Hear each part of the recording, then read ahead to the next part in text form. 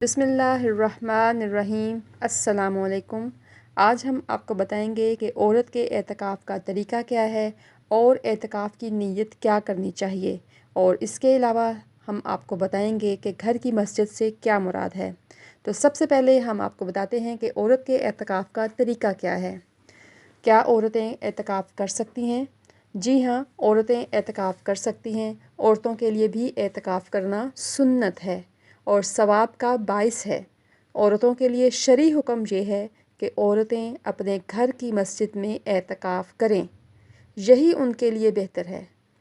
اور گھر کی مسجد سے مراد وہ جگہ ہے جسے گھر میں نماز، ذکر الہی، تلاوت قرآن اور دیگر عبادات کے لیے مخصوص کر لیا گیا ہو۔ اگر گھر میں عبادت کے لیے پہلے سے خاص جگہ مخصوص نہیں ہے تو اعتکاف کے لیے گھر کے کسی کونے یا خاص حصے میں چادر یا بستر وغیرہ ڈال کر ایک جگہ مخصوص کر لینی چاہیے، پھر اس جگہ اعتکاف کیا جائے تو یہ بہت بہتر ہے۔ اور عورتوں کے لیے گھر کی مسجد بالکل اسی طرح ہے جس طرح مردوں کے لیے مسجد کا حکم ہے۔ اعتکاف کی حالت میں طبعی اور شرعی ضرورت کے بغیر وہاں سے باہر نکلنا درست نہیں ہوگا۔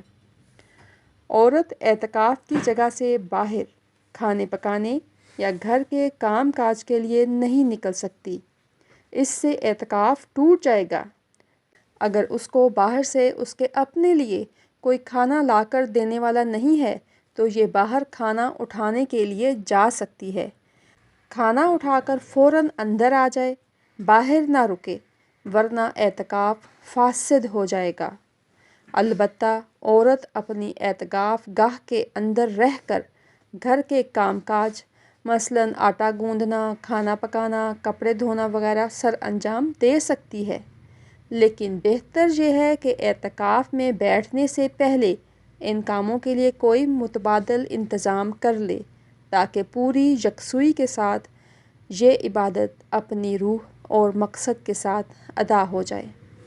اس کے علاوہ اعتکاف کی نیت یہی ہے کہ اعتکاف کے ارادے سے عبادت کے لیے مخصوص جگہ 10 دن کے لیے بیٹھ جائے اور زبان سے یہ کہہ دیا جائے کہ میں 10 دن کے مسنون اعتکاف کی نیت کرتی ہوں، تو یہ بہتر ہے۔